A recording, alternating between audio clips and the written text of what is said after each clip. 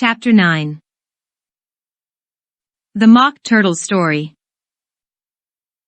You can't think how glad I am to see you again, you dear old thing.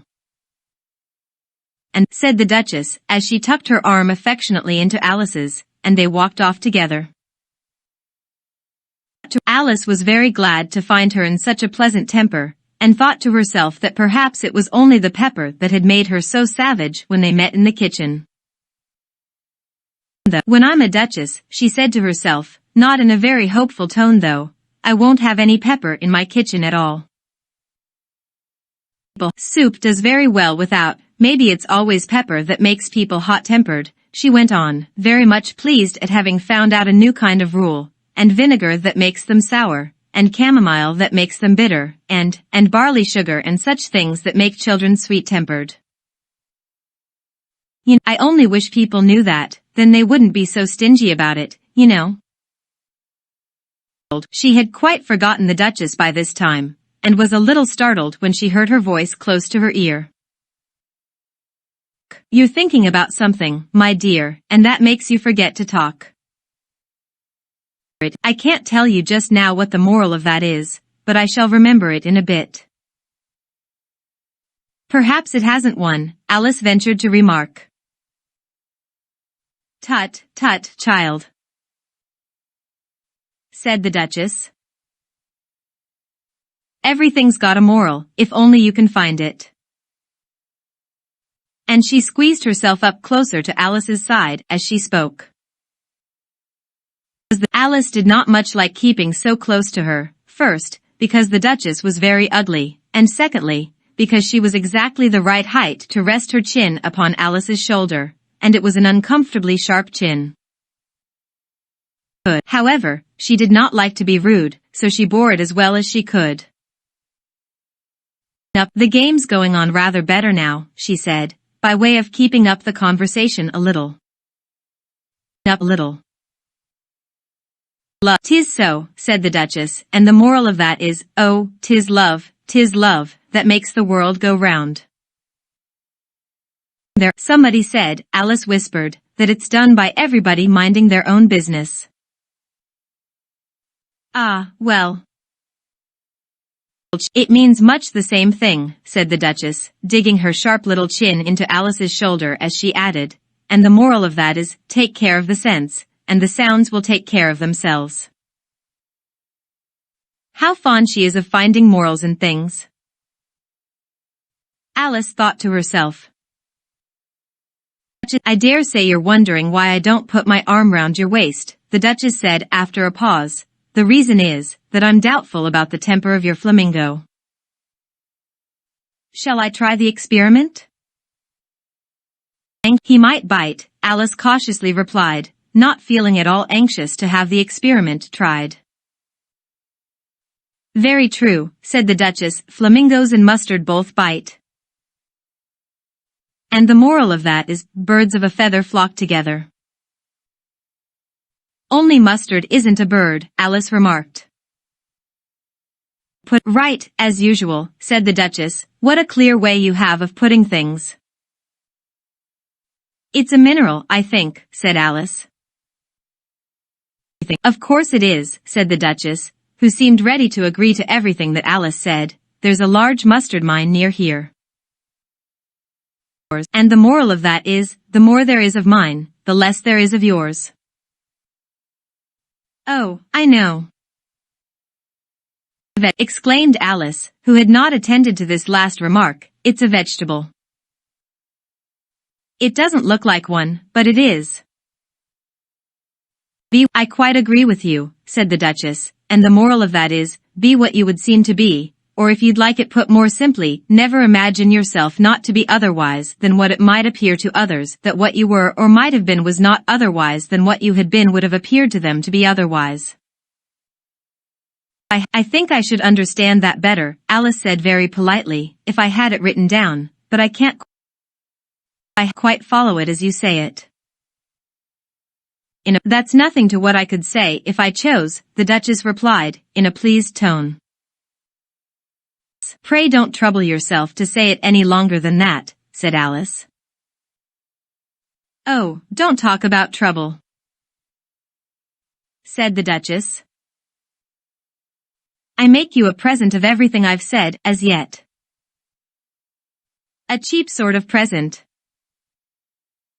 thought Alice. I'm glad they don't give birthday presents like that. But she did not venture to say it out loud.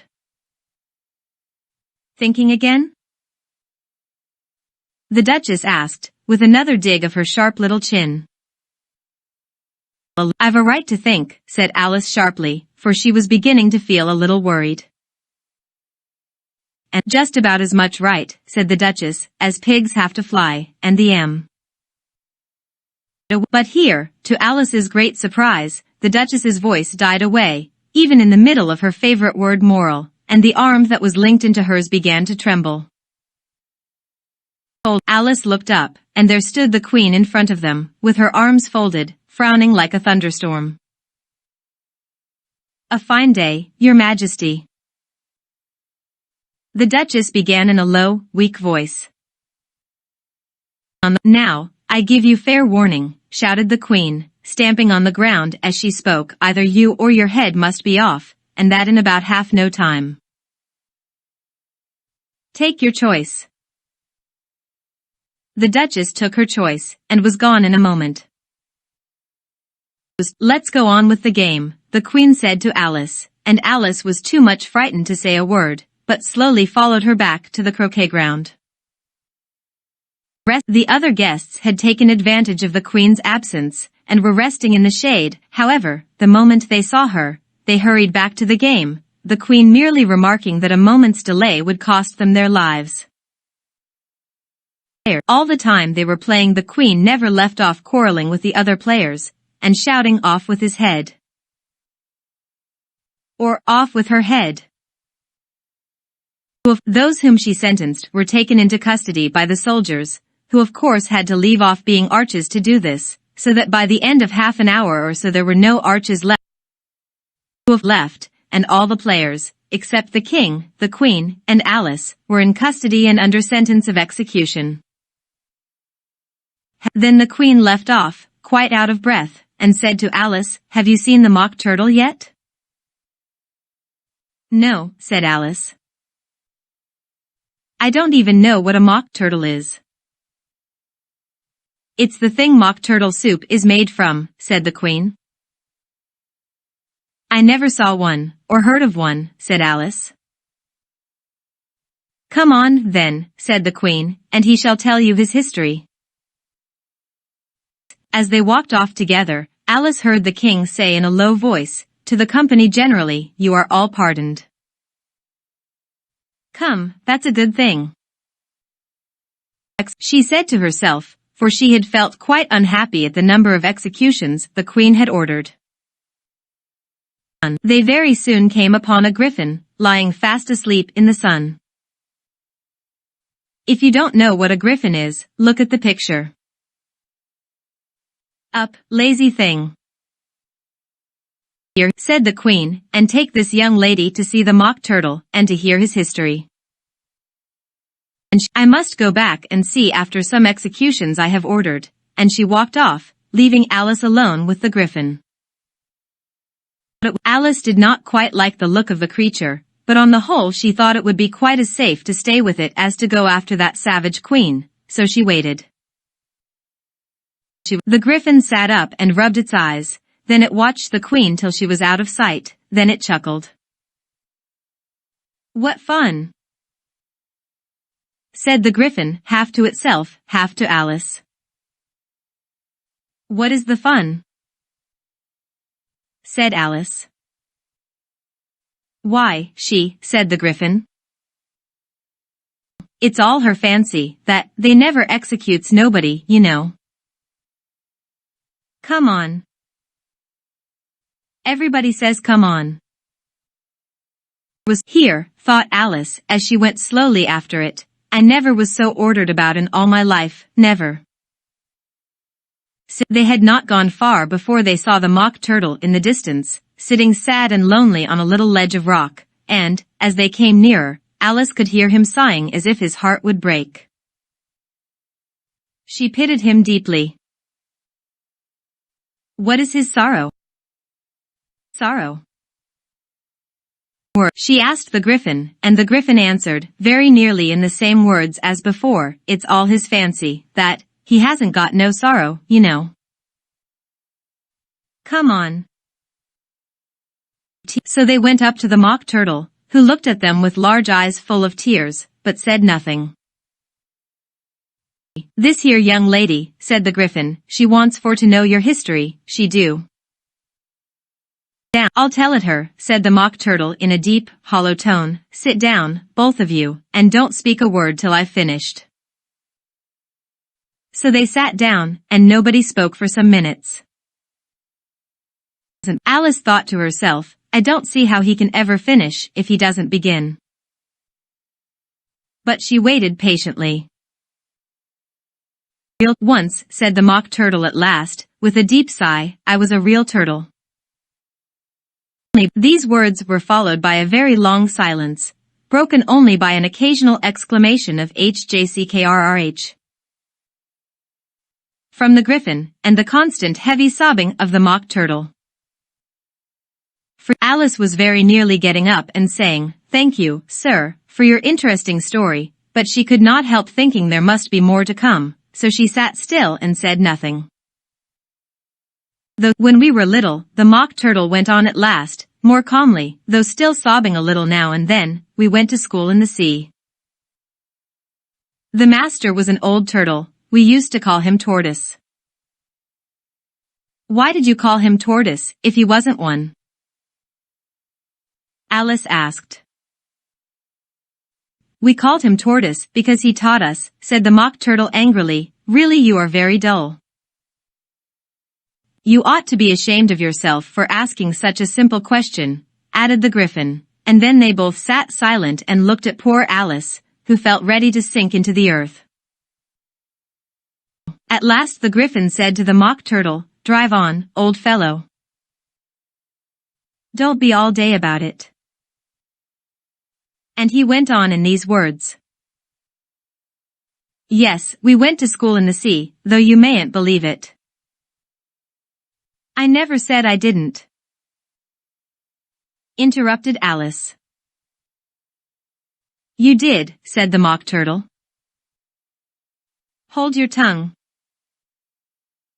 added the Griffin, before Alice could speak again. The Mock Turtle went on. We had the best of educations, in fact, we went to school every day. I've been to a day school, too, said Alice, you needn't be so proud as all that. With extras? Asked the Mock Turtle a little anxiously. Yes, said Alice, we learned French and music. And washing? Said the Mock Turtle. Certainly not, said Alice indignantly. Ah. Great, then yours wasn't a really good school, said the Mock Turtle in a tone of great relief. Now at ours they had at the end of the bill, French, music, and washing, extra. You couldn't have wanted it much, said Alice, living at the bottom of the sea. I couldn't afford to learn it, said the Mock Turtle with a sigh. I only took the regular course. What was that? Inquired Alice. Reeling and writhing, of course, to begin with, the Mock Turtle replied, and then the different branches of arithmetic, ambition, distraction, uglification, and derision. I never heard of uglification, Alice ventured to say. What is it? The Griffin lifted up both its paws in surprise. What? Never heard of uglifying, it exclaimed. You know what to beautify is, I suppose? Yes, said Alice doubtfully, it means to make anything prettier. Well, then, the Gryphon went on, if you don't know what to uglify is, you are a simpleton. Alice did not feel encouraged to ask any more questions about it, so she turned to the Mock Turtle, and said, what else had you to learn?